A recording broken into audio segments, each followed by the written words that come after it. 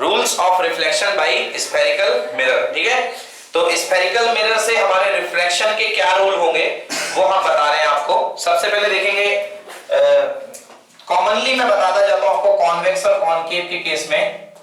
ये मैंने कॉन्वेक्स बना दिया है और ये मैंने कॉनकेव बना दिया है, दोनों हम साथ ही साथ में रूल पढ़ते जाएंगे। फर्स्ट रूल, ये इनके प्रिंसिपल एक्सिस है। If a ray is coming parallel to the principal axis, first rule, if a ray is coming parallel to the principal axis after the refraction, it passing through the focus. Okay? If a ray is coming parallel to the principal axis after the refraction is passing through the focus.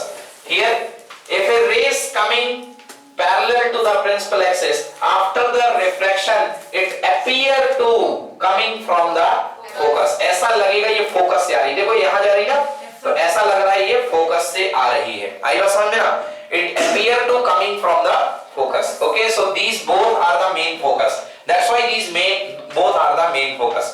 Next, for convex and concave, चलिए इसी में बना देता हूँ। Okay, if a ray is coming through the focus, अगर एक race focus से आ रही है, ठीक ना, ये वाले फोकस से, if a ray coming from the focus, ये रे अगर फोकस से आ रही है, आप लोग सेपरेट बनाओगे बच्चों, अलग अलग समझ लेना, आपकी बुक में बना हुआ है। If a ray coming from the focus after the refraction, it get parallel to the principal axis। अगर आप कंफ्यूज हो रहे हैं तो मैं पिछला वाला मिटा देता हूँ, ये देखिए अब आपको समझ में आ जाएगा। If a ray coming from the focus, if a ray coming from the focus after the refraction, it get parallel to the principal axis। Okay, ये principal axis की क्या हो जाएगी? पैरेलल हो जाएगी। अब यदि इस केस को हम इस वाले लेंस में देखते हैं तो देखिए, ये हम इस लेंस में यदि इस केस को देखते हैं, सबसे पहले हम बना लेते हैं प्रिंसिपल एक्सिस। ये बन गया हमारे पास इसका फोकस, ये कहलाता है F1, नहीं ये कहलाता है F2, ये कहलाता है F1। ओके, ये तो इसका मेन फोकस था।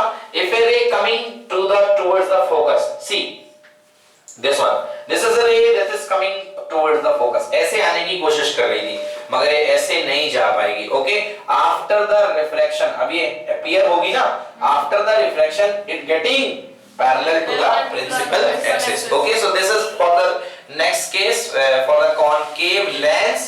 If a ray coming towards the focus after the refraction, it got parallel to the principal axis। So we have the two cases। ये यूज हैं इनके, जो आपके दूसरे वाले फोकस बन गए।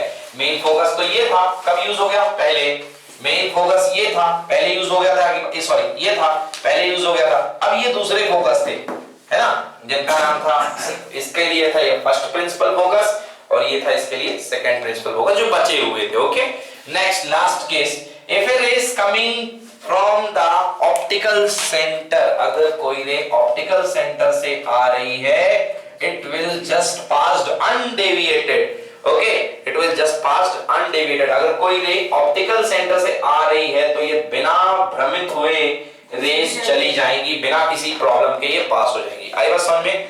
So this is all related to the laws of the image formation by the convex and concave lenses। Now we discuss the different cases in convex and concave lenses। थोड़ा concave सरल है और उसमें दो cases हैं, हम जल्दी से डिस्कस कर लेते थे। याद कैसे रखेंगे? वहां concave में बनते थे 6 केस, यहाँ convex में बनेंगे 6 केस, और वहां पे यस वहां मिरर में concave मिरर में बनते थे 6 केस, यहाँ पे convex मिरर में बनेंगे 6 केस, वहां पे कॉन्वेक्स मिरर में बनते थे 2 केस, और यहाँ कॉनकेव लेंस में बनेंगे 2 case. Opposite, just opposite. Okay, 4 तो कहीं नहीं बनने हैं। चलिए देखिए। Okay, so different position, in different position we going to know how the different images are possible. So first case हम पहले कॉनकेव मिरर उठा लेते हैं। कॉनकेव के लिए दोनों केसेस पढ़ लेते हैं। फर्स्ट है concave mirror condition when the object is at infinity। when the object is at infinity, you know student, when the object is at infinity, then the rays are coming parallel, and after coming parallel the rays are get collected at one point। is this diagram is correct? बोलो, इतना time तो नहीं लगना चाहिए, क्या ये सही है गलत है? okay, this diagram is entirely incorrect। when the rays are coming parallel to the principal axis, in a case of convex, ये डाइवर्ज हो जाएंगी and when they got diverged they are appear to come a single point that gives its virtual image. तो यहाँ पे हमको इसकी virtual image मिलेगी, so virtual image मिलेगी, रेक्ट मिलेगी और पॉइंट साइज मिलेगी, you can say highly diminished, okay. So virtual image, erect, highly diminished at which point? At focus. At focus. So your image will find at main focus. You will find your image at main focus. This is the first case of the concave lens. Now we are discussing the second case of concave lens.